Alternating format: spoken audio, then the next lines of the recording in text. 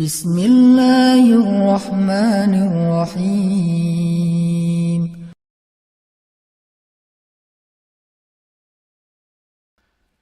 أعوذ بالله من الشيطان الرجيم بسم الله الرحمن الرحيم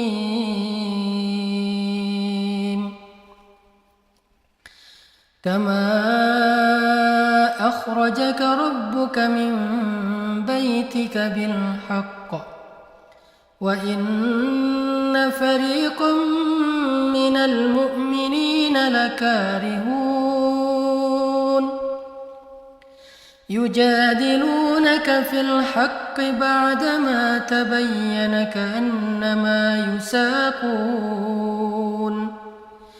كأنما يساقون إلى الموت وهم ينظرون وإذ يعدكم الله إحدى الطائفتين أنها لكم وتودون أن غير ذات الشوكة تكون لكم ويريد الله أن يحق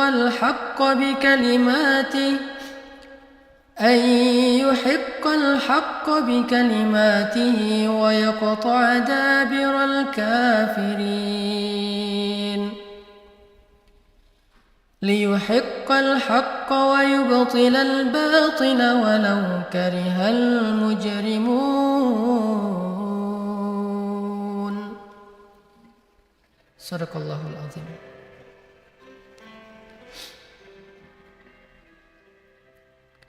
Sebagaimana Tuhanmu menyuruhmu pergi dari rumahmu dengan satu kebenaran, meskipun sesungguhnya sebagian dari orang-orang yang beriman itu tidak menyukainya. Mereka membantahmu Muhammad tentang kebenaran setelah nyata, seakan-akan mereka sedang dikumpulkan kepada kematian, sedang mereka melihat kematian itu. Dan ingatlah ketika Allah menjanjikan kepada kalian bahwa salah satu dari golongan yang kalian hadapi adalah untuk kalian, sedang kalian menginginkan yang tidak memiliki senjatalah untuk kalian. Tetapi Allah hendak membenarkan yang benar dengan ayat-ayatnya dan memusnahkan orang-orang durhaka sampai ke akar-akarnya, agar Allah memperkuat yang hak yaitu Islam dan menghilangkan yang batil yaitu syirik, walaupun orang-orang yang pendosa itu tidak menyukainya. Shadaqallahul azim. Teman-teman yang dirahmati Allah Subhanahu wa taala,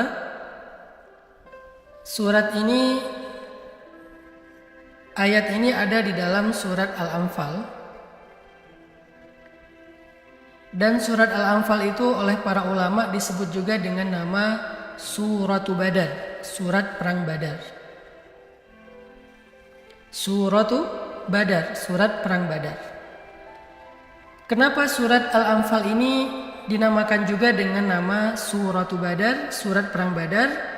Karena memang sebagian besar dari isi surat Al-Anfal ini tentang kisah perang Badar, perang yang paling fenomenal dalam sejarah Islam. Ayat yang tadi kita baca, ayat 5 sampai ayat 8, menyampaikan kepada kita tentang salah satu adegan dalam perang Badar, yaitu sebelum terjadi peperangan. Bahwa ceritanya waktu itu Nabi SAW mendapat berita bahwa Abu Sufyan, salah satu pedagang musyrik dari Mekah, akan melintasi kota Madinah sepulang dari Damaskus, sepulang dari Syam, Suriah kalau sekarang. Jadi waktu itu Abu Sufyan sedang membawa dagangan dari Damaskus ke kota Mekah melewati jalur yang dekat dengan kota Madinah. Dan para sahabat tahu bahwa barang-barang yang didagangkan oleh Abu Sufyan itu sebagian besarnya adalah harta milik kaum muhajirin yang dirampas setelah sahabat hijrah ke Madinah. Jadi bisa dibilang harta yang dibawa oleh Abu Sufyan itu milik kaum muslimin yang dirampas di Mekah ketika mereka hijrah ke Madinah. Sehingga ketika Nabi tahu bahwa pasukan karavan dagangnya Abu Sufyan akan melintasi jalur kota Madinah, maka Nabi mengumpulkan para sahabat-sahabat muhajirin dan menyuruh mereka untuk bersiap-siap menghadang karavan dagang Abu Sufyan. Kata Nabi, wahai sahabat-sahabat, ayo kita ambil kembali hak kita, harta benda kita yang dirampas oleh Abu Sufyan, karena sebentar lagi Abu Sufyan akan melintasi jalur dekat dengan kota Madinah. Sehingga para sahabat merasa senang akan mendapatkan kembali harta yang selama ini dirampas oleh orang kafir Quraisy. Akhirnya semuanya pada siap-siap bersuka cita. Mereka yakin dengan mudah akan merampas kembali harta benda milik mereka yang diambil oleh Abu Sufyan. Karena yang namanya karavan dagang biasanya dia nggak membawa pengawal kecuali sedikit. Biasanya karavan dagang itu pengawalnya cuma sedikit, jadi dengan mudah bisa diambil alih oleh para sahabat. Ketika sedang bersiap-siap kayak gini, tiba-tiba mata-matanya Abu Sufyan tahu rencana Nabi dan para sahabat untuk menghadang karavan dagang mereka. Lalu Abu Sufyan mengirim berita ini secepat mungkin ke kota Mekah, minta pengawalan dari pasukannya Abu Jahal. Jadi Abu Sufyan tahu nanti dia akan dicegat, akan dihadang, sehingga dia berhenti dulu sebelum melanjutkan perjalanan dan meminta Abu Jahal yang ada di kota Mekah menjemput mereka dan mengawal karavan dagang mereka dengan pasukan yang banyak. Sehingga ketika tahu bahwa dagangan-dagangan Abu Sufyan dihadang oleh Nabi Muhammad, Abu Jahal yang sangat benci kepada Nabi langsung mengumpulkan 1000 pasukan berkuda dan pasukan yang terlatih secara militer untuk mengawal karavan dagangnya Abu Sufyan. Ketika kaum muslimin tahu sekarang yang akan mereka hadapi itu ada dua. Pertama adalah karavan dagang milik Abu Sufyan, yang kedua adalah pasukan prajurit yang dipimpin oleh Abu Jahal. Maka Nabi mengajak mereka untuk bermusyawarah untuk menentukan mana yang akan dipilih untuk dihadapi. Apakah karavan dagang yang pengawalnya cuma sedikit tetapi harta bendanya banyak, ataukah pasukan musuh yang dipimpin Abu Jahal yang prajuritnya banyak, besar 1000 orang dan nggak ada harta benda yang terlalu berharga di sana. Ketika Nabi meminta para sahabat untuk memilih, sebagian besar dari mereka memilih untuk tetap dengan rencana awal, yaitu fokus menghadang pasukan karavan Abu Sufyan. Mereka pengen seperti rencana awal menghadang karavan milik Abu Sufyan. Kenapa? Satu, itu lebih mudah karena nggak ada prajurit yang banyak, cuman beberapa pengawal biasa. Kedua, itu karavan dagang yang kalau kita uangkan, barang yang dibawa oleh Abu Sufyan itu nilainya miliaran rupiah, sangat banyak. Sehingga kalau kita berhasil mengambil harta yang dibawa oleh Abu Sufyan itu, maka para sahabat akan mendapatkan bagian yang sangat besar dari harta-harta tersebut. Sehingga sebagian besar sahabat memilih untuk tetap dengan rencana awal menghadang karavan dagang Abu Sufyan. Tapi tahukah kita apa yang terjadi? Tiba-tiba Allah Subhanahu wa taala menurunkan perintah kepada Nabi melalui malaikat Jibril. Kata Allah, hadapilah pasukan Abu Jahal dan tinggalkanlah karavan dagang Abu Sufyan.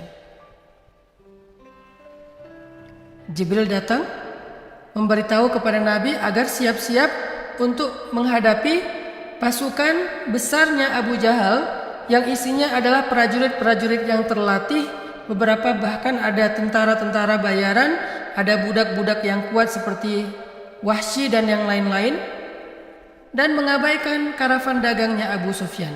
Ini yang diinginkan oleh Allah Subhanahu wa taala. Sehingga ketika Nabi mengetahui perintah ini, Nabi mengumpulkan para sahabat, mengumpulkan orang-orang muhajirin yang tadinya sudah punya harapan untuk mendapatkan kembali harta mereka yang dirampas, mengumpulkan orang-orang muhajirin yang tadinya mereka berharap bisa dengan mudah mendapatkan kembali harta-harta mereka yang ada di Abu Sufyan. Nabi kumpulkan mereka semua. Lalu Nabi mengatakan, Allah punya pilihan lain. Allah ingin kita meninggalkan karavan dagang Abu Sufyan dan fokus berperang melawan pasukannya Abu Jahal. Itulah maksud dari ayat kelima. Kama akhrajaka rabbuka min baitika bil haqq. Sebagaimana Allah mengeluarkan engkau Muhammad dari rumahmu dengan kebenaran, yaitu dengan wahyu. Wa inna fariqam minal mu'minin lakarihun. Sedangkan sebagian kelompok dari orang-orang yang beriman lakarihun, merasa benci, merasa tidak suka, merasa enggan terhadap perintah tersebut. Sebagian dari orang beriman merasa enggan dan tidak nyaman dengan perintah ini. Lakarihun ini secara bahasa, karihun itu artinya benci. Cuman lebih tepatnya bukan benci ya. Lebih tepatnya adalah enggan, merasa berat, merasa tidak suka, merasa tidak nyaman terhadap perintah Allah Subhanahu wa taala yang di luar ekspektasi mereka.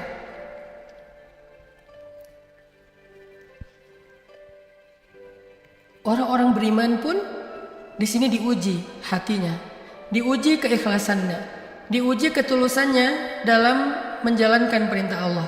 Apakah mereka memilih harta benda yang ada di tangan Abu Sufyan atau memilih perintah Allah untuk menghadapi Abu Jahal dan pasukannya? Di sini kaum muslimin sedang diuji oleh Allah. Sehingga fariqam minal mu'minin, sebagian kelompok dari orang beriman waktu itu lakarihun, merasa enggak nyaman dengan perintah ini, merasa berat hati. Bukan hanya merasa berat hati dan enggak nyaman, ternyata kata Allah di ayat ke-6, yujadilunaka fil haq. Mereka membantahmu terhadap satu kebenaran. Bahkan beberapa sahabat sempat membantah Nabi, berdebat dengan Nabi. Mereka mempertanyakan keputusan Nabi, ya Rasulullah, bukankah di awal kita berencana untuk menghadang pasukan karavan dagangnya Abu Sufyan? Kenapa tiba-tiba berubah? Bukankah itu tujuan utama kita? Kenapa sekarang malah beralih kepada Abu Jahal? Ya Rasulullah, bukankah ini sama dengan misi bunuh diri ketika kita menghadapi pasukan yang lebih besar daripada kita, dipimpin oleh orang yang berpengalaman seperti Abu Jahal, ada Ikrimah juga di dalamnya? Ya Rasulullah, kenapa kita malah berubah? Tidak seperti rencana awal. Yujadilunak, mereka membantahmu, mendebatmu, kata Allah. Ka'annama yusaquna ilal mauti wa hum yanzurun. Mereka merasa berat sekali untuk berjalan mengikuti Nabi menuju pasukan Abu Jahal. Allah gambarkan rasa berat hati mereka seperti orang yang sedang dihalau kepada kematian. Kayak gimana orang yang dihalau kepada kematian? Seseorang yang mau dikisos, dihukum mati, gimana rasanya? Berat sekali. Kalau dia bisa, dia gak mau bergerak, dia gak mau menuju ke tiang gantungan, ke tempat kisos, tempat dia akan dihukum mati. Berat. Seperti itulah gambaran Allah tentang keadaan kaum muslimin yang merasa berat dengan pilihan Allah. Mereka merasa pilihan Allah ini seperti mengajak mereka kepada sebuah kerugian besar, yaitu kematian. Makanya Allah berfirman di ayat ke-7, wa idh ya'idukumullahu ihdat ta'ifatain. Ketika Allah menyuruh kalian, memberi kalian pilihan di antara dua kelompok. Ada kelompok Abu Sufyan, ada kelompok Abu Jahal. Wa tawadduna anna ghaira dhatis syaukah takunu lakum. Dan kalian memilih kelompok yang tidak memiliki senjata untuk menjadi bagian kalian. Artinya sahabat memilih, mending kita fokus menghadapi Abu Sufyan saja yang gak punya senjata dan harta bendanya banyak. Tetapi Allah, yuridullah, Allah punya keinginan juga. Ketika manusia punya keinginan, Allah punya keinginan. Ini nih, nanti kita akan lihat hubungannya, relasinya dengan kehidupan kita. Kalian ingin mendapatkan harta benda yang dibawa oleh Abu Sufyan. Itu keinginan kalian, kata Allah. Tetapi Allah ingin agar kalian menghancurkan musuh-musuh kalian dengan menghadapi Abu Jahal.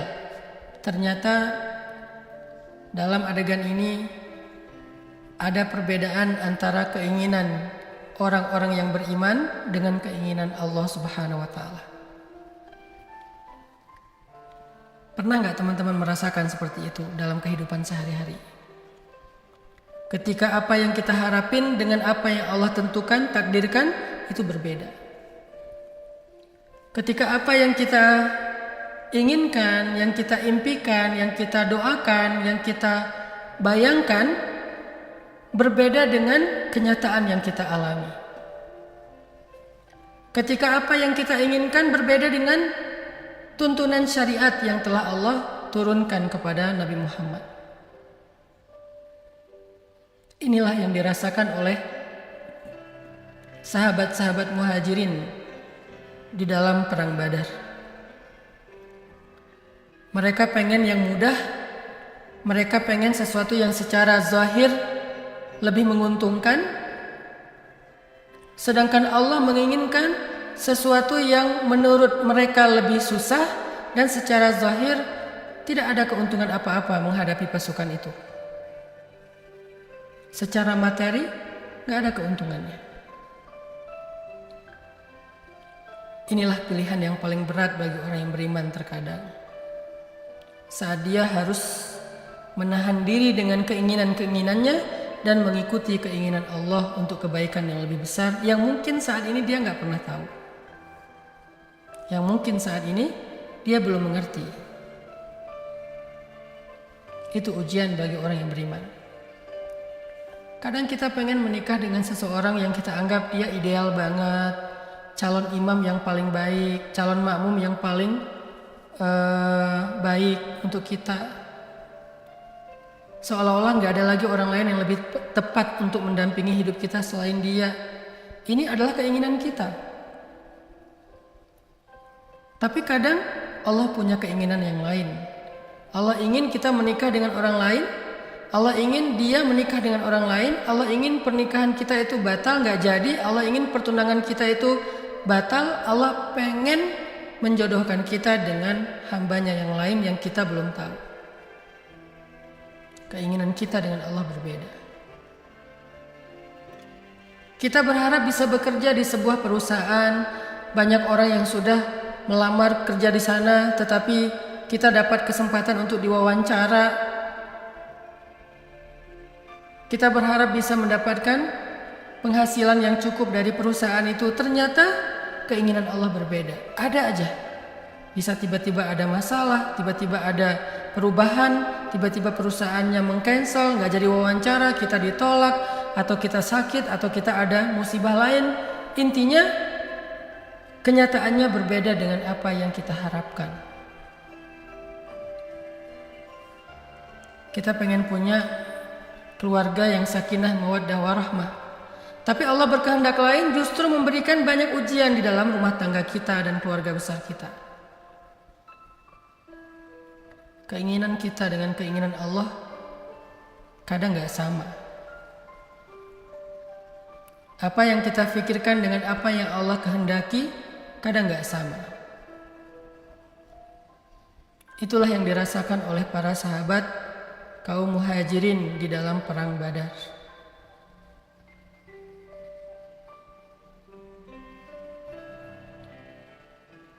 Lalu apa yang terjadi, teman-teman? Walaupun berat hati, walaupun sempat membantah Nabi, tetapi karena mereka adalah orang-orang yang beriman, mereka tetap taat kepada Allah dan Rasul. Jadi bukan hanya kita yang diuji dalam ketaatan, tapi para sahabat juga diuji dalam ketaatan. Para sahabat juga kadang merasa lemah ketika nggak mengerti apa maunya Allah. Tetapi walaupun mereka sempat melemah, walaupun mereka sempat membantah, walaupun mereka sempat berat hati dengan perintah dan keinginan Allah, mereka membuktikan bahwa mereka orang yang beriman. Mereka tetap taat kepada Allah dan Rasul, walaupun berat. Ini teladan dari sahabat Nabi untuk kita, teman-teman. Karena kita sadar betul, kita ngerasain banget, gak semua perintah Allah itu mudah buat kita. Berhijab, gak semua orang ngerasa mudah berhijab. Jadi buat Mbak Siti yang sudah memutuskan berhijab kemarin, beberapa hari yang lalu, itu adalah sebuah pembuktian iman seperti yang dilakukan para sahabat dalam perang Badar. Gak mudah. Kalau cuman make doang secara tutorial mudah, tetapi secara moral kita akan dianggap sok soleh, sok suci, kita akan dijauhi sama geng kita akan bermasalah dalam pekerjaan, mungkin ada beberapa kontrak yang jadi batal gara-gara kita memutuskan berhijab. Banyak cerita-cerita seperti ini. Kita tahu banget, gak semua perintah Allah itu mudah untuk kita lakukan. Allah melarang kita pacaran, itu hal yang berat pastinya. Memutuskan hubungan dengan seseorang yang kita udah srek banget, tetapi hubungannya gak halal, sehingga kita harus putuskan demi mengikuti perintah Allah dan Rasul, taat kepada Allah dan Rasul, itu gak berat, pasti berat. Itu gak mudah, pasti berat. Itu gak mudah. Pasti ada rasa yang luar biasa sesek di hati kita. Ada rasa khawatir yang luar biasa, takut dia jadian sama yang lain terus kita gak jadi nikah. Ada rasa takut kehilangan dan berbagai macam ujian-ujian perasaan. Itu bukan hanya kita yang ngerasain, teman-teman. Sahabat-sahabat muhajirin dalam perang Badar pun merasakan. Tapi kalau kita thiqah billah, percaya sama Allah, kita percaya Allah itu gak mungkin ngecewain hambanya.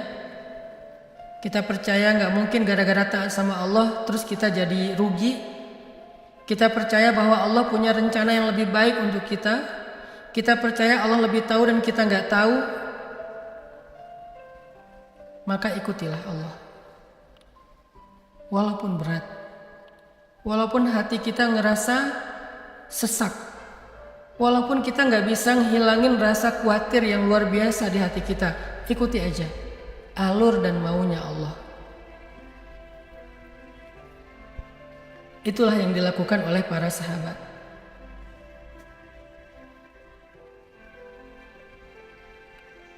Itu yang dilakukan oleh kaum muhajirin. Mereka ikut kepada Nabi menghadapi Abu Jahal dan meninggalkan karavan dagangnya Abu Sufyan yang menggiurkan.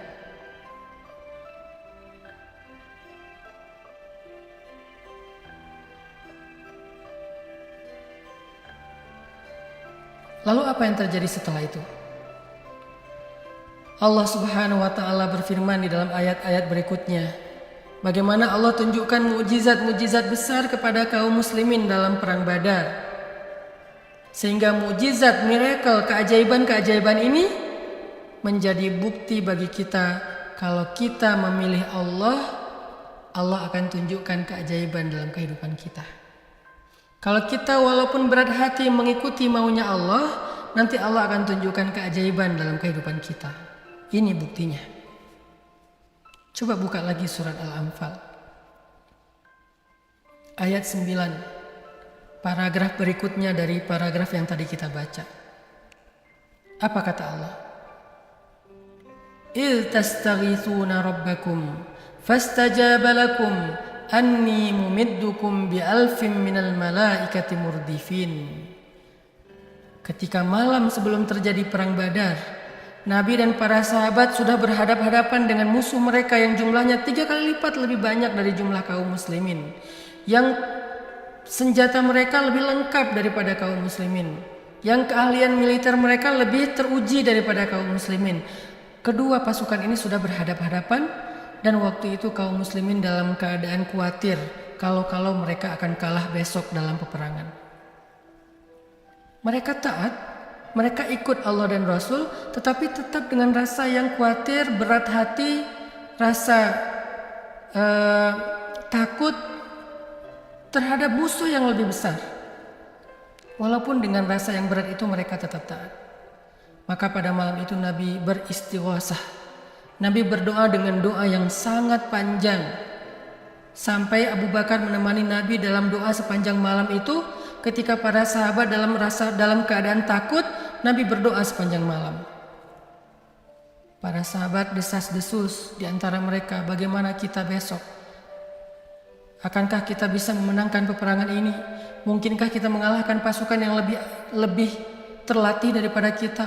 Mungkinkah kita mengalahkan pasukan yang 3 kali lipat lebih besar daripada kita? Banyak desas-desus yang membuat para sahabat gak tenang pada malam itu. Nabi berdoa kepada Allah. Nabi percaya ketika kita taat kepada Allah, Allah gak bakal ninggalin kita. Sehingga Nabi berdoa kepada Allah, Ya Rabbi, seandainya besok kami binasa, seandainya besok kami celaka di tangan musuh-musuh kami, maka aku khawatir setelah hari ini tidak akan ada lagi orang yang menyebut namamu di muka bumi, ya Allah. Tolonglah kami. Engkau maha penolong, engkau maha kuasa, engkau maha perkasa. Nabi terus meminta, mengibah, mengadu, curhat kepada Allah, menangis, sujud, doa sepanjang malam.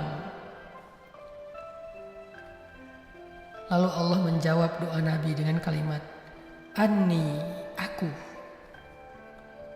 Inilah saat terindah dalam kehidupan seorang hamba. Ketika Allah berbicara langsung kepada dia untuk menjawab doa-doanya. Kenapa Allah menjawab doa Nabi? Karena Nabi dan para sahabat pun menjawab panggilan Allah. Allah memanggil mereka untuk menghadapi Abu Jahal, bukan Abu Sufyan. Mereka taat, mereka penuhi, mereka ikut kepada seruan Allah. Sami'na wa ata'na. Labbaika ya Rabbana. Kami penuhi seruanmu ya Allah. Sehingga karena mereka memenuhi seruan Allah, panggilan Allah, Allah pun menjawab panggilan mereka. Jadi kalau kita ingin doa kita dijawab oleh Allah, panggilan kita dijawab oleh Allah, telepon kita diangkat oleh Allah, japrian kita dirit oleh Allah, curhat kita didengar oleh Allah dan direspon oleh Allah. Caranya, penuhilah panggilan Allah dengan ketaatan, walaupun ketaatan kita berat. Penuhilah panggilan Allah dengan ketaatan, walaupun untuk taat itu kita merasa berat hati.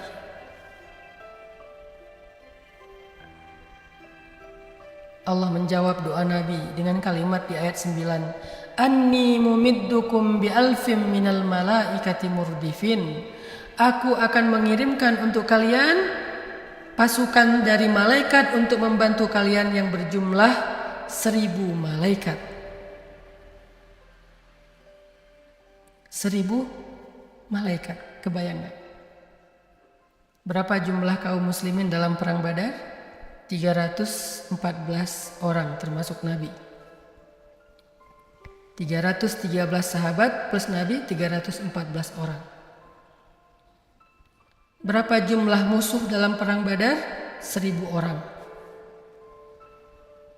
Sehingga kaum muslimin merasa khawatir mereka gak akan sanggup melawan musuh yang lebih besar. Lalu Nabi berdoa kepada Allah, minta pertolongan Allah. Apa kata Allah? Aku kirimkan untuk kalian 1000 malaikat murdifin, yang turun secara berangsur-angsur, gak putus-putus. 1000 malaikat turun 1, 2, 3, terus sampai langit dunia, sampai ke bumi itu dipenuhi dengan malaikat yang berbaris sebanyak 1000 malaikat berbaris murdifin. Kenapa Allah mengirimkan 1000 malaikat? Bukankah satu malaikat saja cukup untuk mengalahkan musuh? Kenapa harus 1000? Bukankah satu malaikat saja menghembuskan nafasnya ke arah musuh, musuh itu akan hilang, tidak berbekas? Karena ukuran malaikat yang sangat besar, apalagi yang dikirim ini bukan malaikat biasa tetapi malaikat prajuritnya malaikat yang mengikat kepala mereka dengan ikat kepala berwarna hijau, menaiki kuda-kuda berwarna putih dengan pedang cahaya. Mereka turun dari langit berbaris sebanyak 1000 malaikat. Kenapa harus 1000? Kenapa nggak cukup satu saja? Allah menjawab di ayat ke-10. Wa ma ja'alahu Allahu illa busyra walitatma'inna bihi qulubukum wa man nasru illa min indillah innallaha azizun hakim. Allah ingin menenangkan hati orang yang beriman dengan melihat 1000 malaikat yang akan membantu mereka. Allah ingin menenangkan hati kaum muslimin yang sedang gundah, yang sedang khawatir, yang sedang takut, seolah-olah Allah pengen ngasih tahu gini, wahai kaum muslimin, sekarang jumlah kalian lebih banyak daripada musuh. Musuh 1000 orang, kalian 314 orang plus 1000 malaikat, berarti 1300-an orang. 1300 prajurit. Dan prajuritnya bukan hanya manusia, tapi malaikat yang tidak mungkin bisa dikalahkan oleh manusia seperti Abu Jahal. Sehingga jangan khawatir, jangan berkecil hati. Kalian gak sedikit, kalian banyak, jumlah kalian lebih besar daripada musuh. Itu yang Allah inginkan dengan angka 1000 malaikat. Walitatma'inna bihi qulubukum, untuk menenangkan hati orang yang beriman.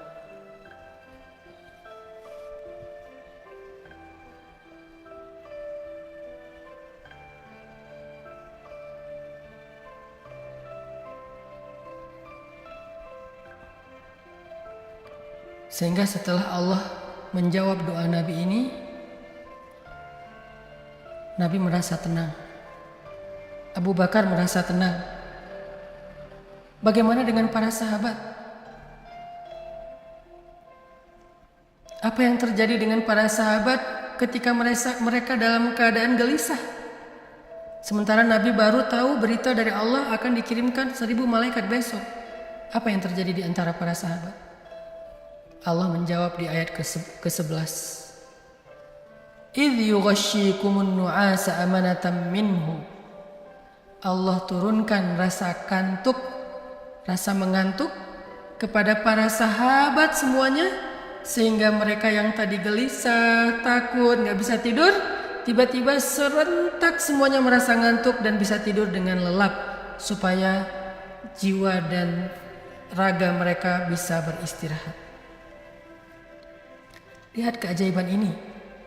Sampai Allah meninabobokan mereka karena Allah sayang kepada mereka, karena Allah ingin membantu mereka, karena Allah senang kepada hamba yang taat. Sampai Allah ninabobokan mereka.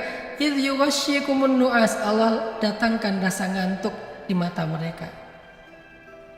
Allah ninabobokan, ibaratnya kalau bahasa sekarang dikasih mozat sehingga dia bisa tidur dengan nyaman. Kayak gitu banget Allah memperlakukan hambanya yang taat. Sehingga serentak seluruh sahabat tertidur pulas kecuali Nabi dan Abu Bakar yang terus berdoa. Tapi setan gak mau tinggal diam. Setan terus ingin mengusik hati para sahabat. Ingin mengganggu kekhusyuan para sahabat. Ingin membuat para sahabat kacau barisannya dengan rasa gelisah yang luar biasa di hati mereka. Maka ketika setan melihat para sahabat semuanya sedang tidur lelap, setan pun datang ke dalam mimpi-mimpi mereka. Setan datang ke dalam mimpi-mimpi para sahabat. Sehingga hampir semua sahabat pada malam itu, bermimpi dengan mimpi basah sehingga mereka bangun dalam keadaan junub. Kerjaan siapa? Kerjaan setan. Walaupun gak semua mimpi seperti ini artinya kerjaan setan, tapi dalam konteks waktu itu setan yang ngerjain sahabat sehingga mereka hampir semuanya, sebagian dari mereka itu mimpi dan bangun dalam keadaan janabah, junub. Sehingga ketika mereka subuh bangun untuk mandi, mereka mendapati air kurang, gak bisa dipakai mandi. Karena sumber air dikuasai oleh musuh, sehingga mereka kekurangan air. Mulai lagi keluh kesah. Ada yang mengatakan ini pertanda buruk. Bagaimana kita akan berperang, berjihad di jalan Allah kalau kita dalam keadaan najis dan kotor? Pasti ini akan jadi tanda-tanda bahwa kita besok akan ada masalah besar. Bagaimana ini, bagaimana ini? Ramai di antara para sahabat hanya gara-gara sebagian dari mereka itu bangun dalam keadaan junub. Kerjaan setan. Allah pun tidak mau membiarkan hambanya diusik oleh syaitan. Sehingga ketika mereka dalam keadaan bingung gak bisa mandi janabah, mandi besar, Allah jawab di ayat ke-11 kalimat berikutnya, wa yunazzilu alaikum minas sama'i ma'a liyutahhirakum bihi wa yudhiba ankum rijzas syaitan wal yarbitu ala qulubikum wa yuthabbita bihil aqdam. Allah turunkan hujan pada waktu subuh itu. Keajaiban yang lain. Allah turunkan hujan di waktu subuh itu, hujan gerimis yang sangat nyaman, yang sangat tenang, tetapi semua sahabat bisa mandi dengan puas dengan air hujan itu. Kenapa Allah turunkan hujan? Kata Allah, liyutahhirakum, untuk membersihkan para sahabat yang tadi dalam keadaan najis, dalam keadaan janabah, wa yudhiba ankum rijzas syaitan, untuk menghilangkan bekas-bekas kerjaan syaitan, bisikan syaitan, waliyarbita ala qulubikum, dan untuk mengikat kembali hati para sahabat yang mulai dalam keadaan lemah.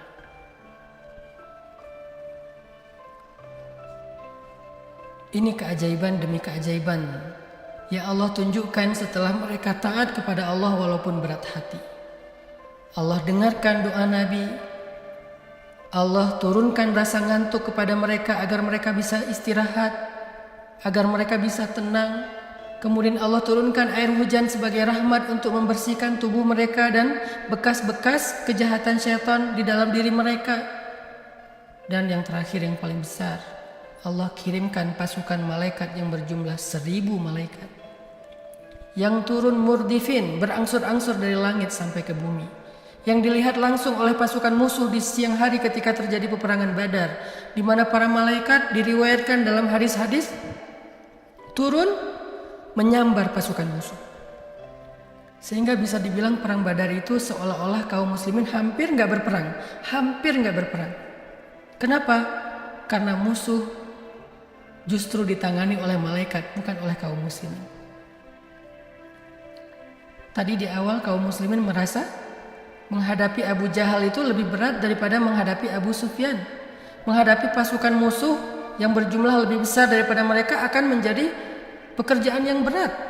Tapi ternyata ketika mereka taat, Allah tunjukkan ternyata itu adalah pekerjaan yang mudah. Kenapa?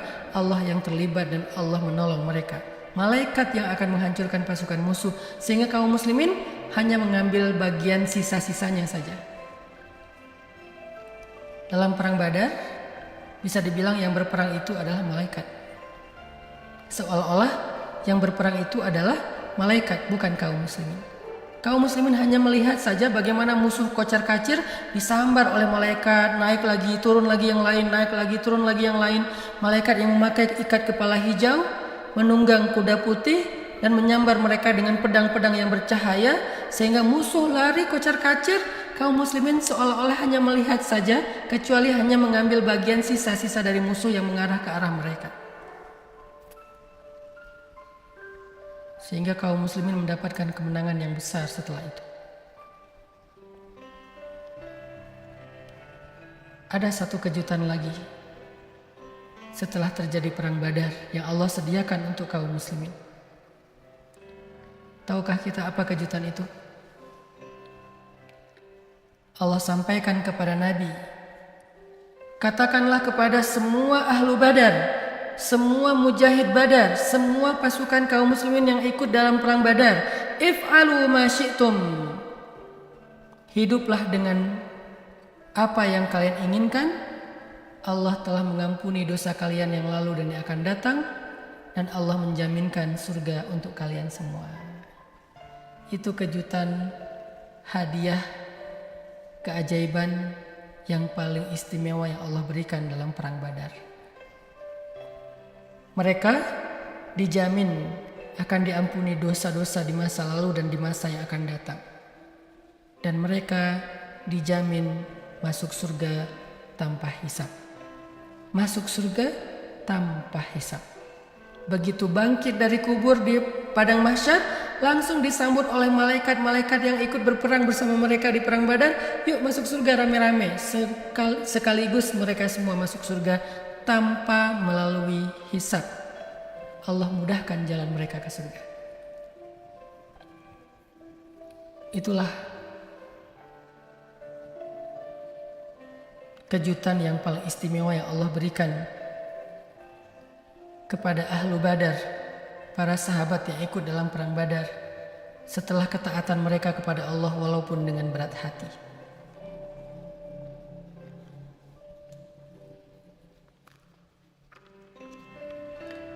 Kesimpulan dari kisah ini, teman-teman yang dimuliakan Allah, coba teman-teman buka Al-Quran surat Al-Baqarah ayat 216. Itulah kesimpulannya. Surat Al-Baqarah ayat 216. Apa kata Allah di ayat 216? Wa asa an takrahu syai'an wa huwa khairul lakum wa asa an tuhibbu syai'an wa huwa syarrul lakum wallahu ya'lamu wa antum la ta'lamun. Bisa jadi kalian membenci sesuatu padahal itu baik untuk kalian, dan bisa jadi kalian menyukai sesuatu, menginginkan sesuatu padahal itu buruk untuk kalian. Dan Allah lebih tahu, sedangkan kalian tidak tahu. Itu kesimpulannya. Allah lebih tahu, kita nggak tahu. Allah lebih tahu apa yang terbaik untuk kita, walaupun kadang kita membencinya, sedangkan kita nggak tahu, kadang menyukai sesuatu padahal itu buruk untuk kita. Jadi ikutilah maunya Allah, ikutilah syariat Allah, ikutilah kehendak Allah, ridho dan terimalah ketentuan Allah dalam kehidupan kita, walaupun ketentuan itu merasa berat di hati kita. Walaupun terhadap ketentuan itu, terhadap takdir itu kita merasa nggak nyaman di awalnya, ikuti saja dengan rasa sabar dan ridho. Nanti tunggulah, setelah itu Allah akan tunjukkan keajaiban demi keajaiban. Allah akan perkenankan doa-doa kita. Allah akan turunkan malaikat untuk membantu kita. Allah akan meninabobokan kita. Allah akan menenangkan hati kita. Allah akan menggenggam hati kita dalam kasih sayangnya. Banyak kejutan, dan yang paling istimewa, Allah janjikan ampunan dosa untuk kita dan surga tanpa hisab. Allah lebih tahu dan kita nggak tahu. Barakallahu fiik. Baik, alhamdulillah ya teman-teman semuanya. Tadi kita sudah mendengarkan ya penjelasan dan pembahasan dari Ustadz Dahnan Ataki terkait dengan bagaimana ketika harapan kita ya tidak sesuai dengan kenyataan ya. Dan ternyata luar biasa ya teman-teman, kalau kita seandainya kita memilih ya apa yang menjadi keinginan Allah dan kita mengabaikan apa yang jadi keinginan kita karena ada yang lebih baik gitu ya, karena keimanan kita. Tentu kalau kita misalkan memilih keinginan Allah, yaitu atas dasarnya iman ya teman-teman ya, jadi pasti bakal Allah berikan beberapa hal ya, kemuliaan, kemudian akan dikabulkan doa kita, diberikan pertolongan ya, minimal 3 hal itu ya teman-teman. Maka pastikan ya teman-teman, ketika kita ingin mendapatkan 3 hal tadi, kemuliaan, kemudian dikabulkannya doa kita, dia langsung dijawab oleh Allah, dan juga diberikan pertolongan dengan dikirimkan malaikat,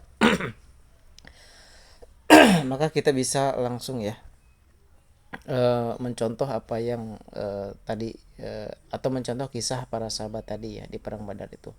Memang sebenarnya kalau kita renungi dengan perasaan ya, kita bisa meresapi ya, misalkan ke kisah tadi itu, saya yakin ya kita pasti akan sangat berat dan susah sekali ya untuk bisa menerima itu ya.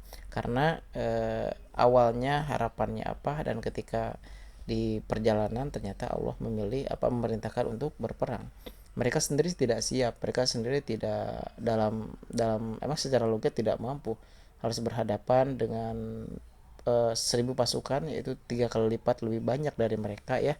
Nah sedangkan dari mereka sendiri itu ya, itu secara persenjataan, secara persiapan dan lain sebagainya itu tidak ada, maka muncul rasa kekhawatiran dan lain sebagainya. Nah tetapi di situ ada perintah Allah, dan